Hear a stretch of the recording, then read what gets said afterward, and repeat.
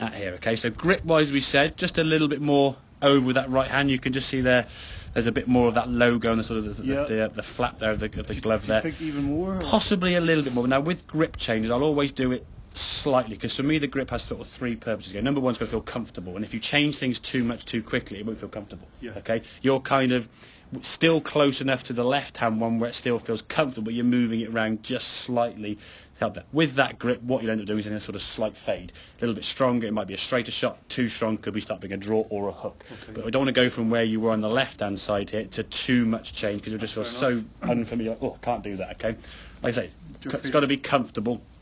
It's got to be able to create power, both of which can do that, and power's not a main issue for you, and it's got to be able to return the club back to the ball square.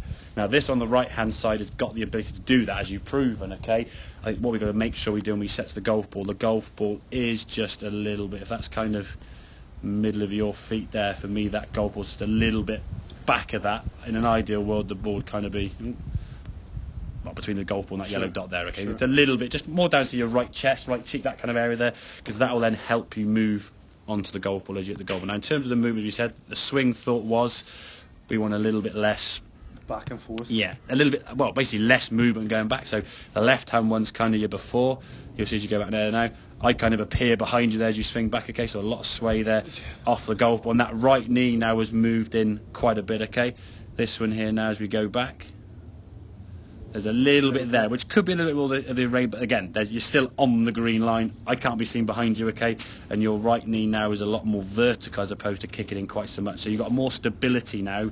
Kind of everything beneath that green line's a lot more solid, where you can support the swing. So your bottom half now is doing its job. That allows now for your top half to work back to golf ball. So when you come back to golf ball now, there's a little bit of that leaning back. That's kind of more of a comfort thing, almost instinct, okay? What you'll find as you hit the golf ball, instinct takes over, okay, because you're doing something at 80 mile an hour. Okay, static changes at setup are pretty easy to adjust. They might feel a bit uncomfortable, i.e. grip or ball position, but saying to someone just move your hand there, well, you can do that because it's not a problem. Trying to change and work on your impact position at the speed you're doing it. You think from the top of your backswing, there's Tony, your top starting to come down sort of 3.79, 3.8. You're making contact at 4 so it's tiny small amounts in terms of the time from where the club's up here back to there. It's already like marked. Yeah, I mean certainly. When you hit the golf ball there, I mean that's behind the ball there more. If you look where the sort of head is in relation, if I clear some of these old lines a bit clearer there, you can see kind of where you were in relation to where you started. So you're certainly nearer the green line impact, okay, as you're in the golf ball, and therefore when you come to the right foot still lifts a smidgen, but not quite as much. Okay, you look at this right foot, the right foot now is off the ground even before impact, and looking in there, I mean, that is, exactly. You look at the difference in the right foot there to there.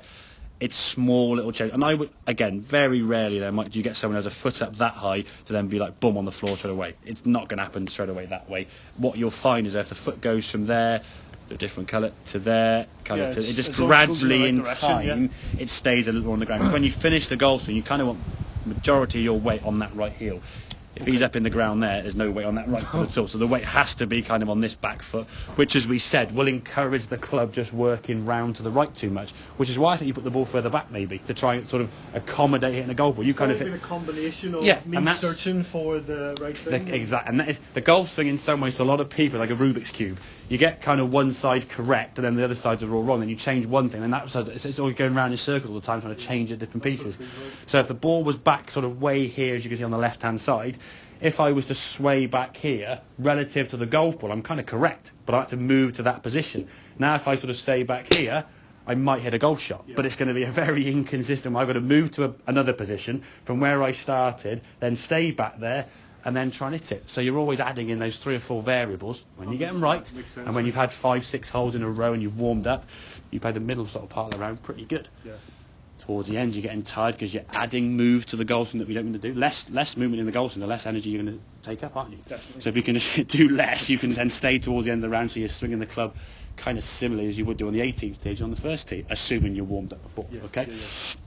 But then swing wise, to the full position there, nice sort of balanced position there. So if we can finish this sort of takeaway there in the backswing, staying a bit more on that ground. There's allowed to be a little bit of movement, if truth be told. I'm not saying you've got to completely stay on that green line, but as long as some part of your head is on that green line, And when it starts in the middle, you've moved over basically the side of your face. That's minimal amount. Will this just be to do with my body getting used to Yeah, 100%. the flex and the turn? Will I get exactly more and more? Will it become easier for Oh me? yeah, definitely. Yeah, I think at the moment now you're kind of thinking about it. I mean, body searching for exactly. what's going on. I mean, simple little drills you can do. Okay, if the sun ever comes out and so on, make some practice swings with the sun behind your head, so you'll kind of get the shadow of your body here, and just look at your shadow. Oh yeah. Actually look down. Usually about sort of 1-2 o'clock if you can when the sun's in a sort of certain angle, you can sort of see the shadow. I guess kind of 3 or 4 foot in front of you. Yeah. Sort of set up there. Just look at that. Forget where the ball would be. Look at that and just make some swings. Or doing some swings in front of the mirror. Just these sort of kind of things, trying to get that feeling. Because at the moment it is a muscle memory thing we're trying to tweak, trying to find that feeling. Okay. If, however, we can start with the ball a little bit further forward, as we said, Stronger grip. Ball stronger grip forward, and fall further forward, and stay over the ball. and then the swing wise. There's 2 static changes. We said grip, ball position, and then swing wise, just trying to maintain more of a posture over the ball rather than allowing for a sway. And I think what we did find when you stayed over the ball better, your right foot stayed down better. You're able to get to your right side better. So other things were happening as a result of one thought. Whereas if some guy says, "Yo, keep your right foot on the ground," do this, well, you can't do that if you can't do one thing. Sure. It's got to put the jigsaw together. You can't finish the jigsaw till the outside bit's kind of put in place, can you? Cause and effect, isn't it? Precisely. And again, people start trying to change things. It's like saying to someone, "Oh, don't lift your right foot." He's lifting because your head is back here. If someone says you don't lift that foot, it's physically impossible with that movement. You're like saying to someone, "Right, you're coughing. Don't cough. That doesn't cure my cough. Give me the cure to stop me coughing." So the cure to stop your right foot moving is to stop you swaying onto your left side too much. Okay, which I think sort of stem from ball being a bit too far back in some of the bits and pieces. So That's good, mate. that kind of makes sense then, yeah? Yeah, okay, have a couple more then, mate, and then we'll